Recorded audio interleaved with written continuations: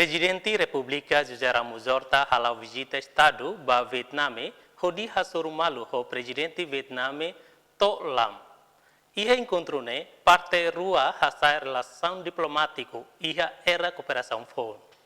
Presidente da República José Ramos Horta concluiu visita estadunidense nebe prorativo Tebes ba Vietnam, onde marca passo significativo ida ba oin e a relação bilateral entre nação ruane.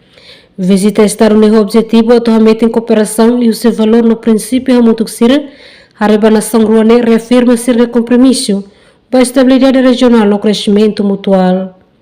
E a conversação com o presidente Vietnam Tom Lam, presidente da República José Ramos Horta hatoninha Hanoi, ato estabelece mecanismo para cooperação e a setor ION.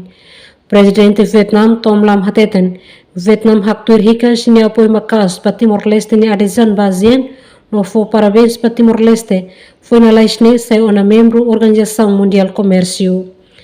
E a sorumarone parte rua discussão sira, cobre tópico ION, inclui agricultura, desenvolvimento, capacidade humana, formação profissional, na cooperação e educação nível ensino superior. Destaque essa vida o se visitará Macacina Corrida, quando vai isenção visto para titular passaporte diplomático no oficial Sira, no parte rua, nebe essa esperança a tuhabelar iane para passaporte regular e futuro.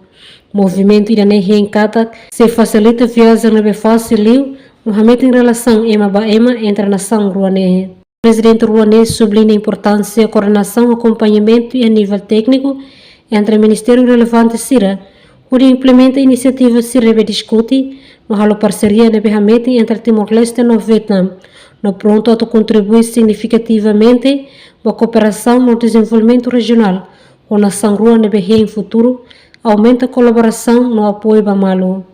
Emerenciana Pinto, STL News.